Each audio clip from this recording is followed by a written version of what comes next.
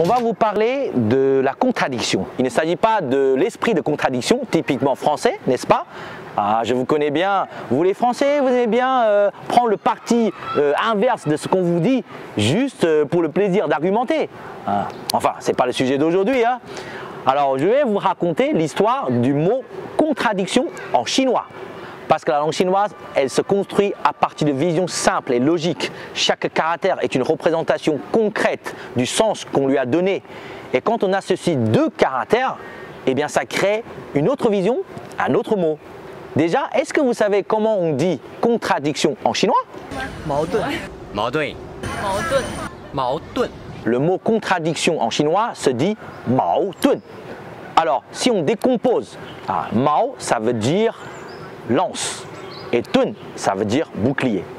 Comme quoi, la contradiction chez nous, c'est deux armes qui s'opposent. Vous la voyez cette image? On retrouve cette histoire pour la première fois dans le livre Han Feizi, écrit par Han Feizi. Alors le mec, il a écrit un bouquin en utilisant son propre nom. Moi, j'adore ça. C'est un peu le Bernard-Henri Lévy chinois de l'époque. Mais bon, ça date d'il y a 2300 ans. Oui, je sais que c'est vieux. Alors le texte a été écrit pendant la période des royaumes combattants. Royaumes combattants. Rien que le nom, c'est la grande classe. On dirait Game of Thrones. Voici l'histoire en chinois classique. 楚人有愚钝与矛者，喻之曰五钝之间，物莫能陷也。又喻其矛曰：五矛之利，于物无不陷也。或曰：与子之矛陷子之盾，何如？其人弗能应也。夫不可陷之盾与无不陷之矛，不可同而立。Maintenant pour les novices en chinois, alors je vais vous donner la traduction. Il était une fois un homme dans les royaumes de Chu qui vendait des boucliers et des lances, mao et dun, si vous suivez.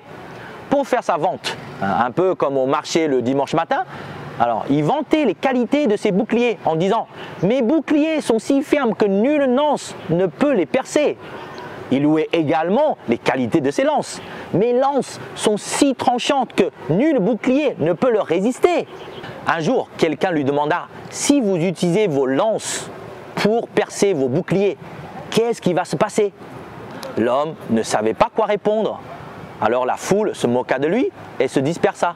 Eh bien oui, un bouclier qui ne peut pas être percé et une lance qui peut tout percer ne peuvent pas exister dans le même monde.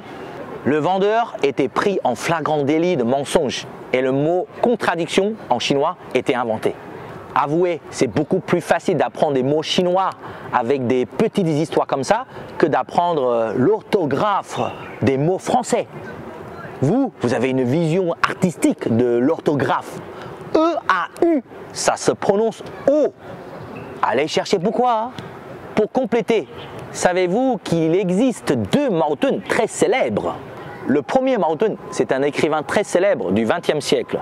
Son vrai nom est Shen Derong.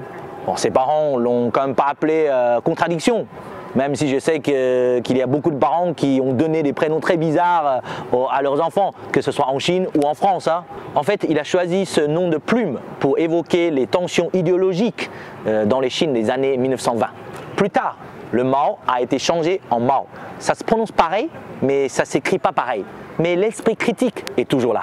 Le deuxième Mao Dun est un prix littéraire prestigieux, créé en 1982.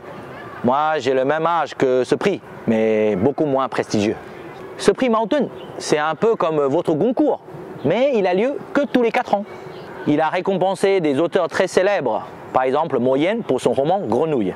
Mais un prix qui s'appelle Contradiction, je ne sais pas si c'est du lard ou du cochon. Voilà, maintenant vous savez tout sur le mot contradiction. J'espère que ça vous a plu et rendez-vous dans 2 semaines pour apprendre encore plus sur la langue chinoise.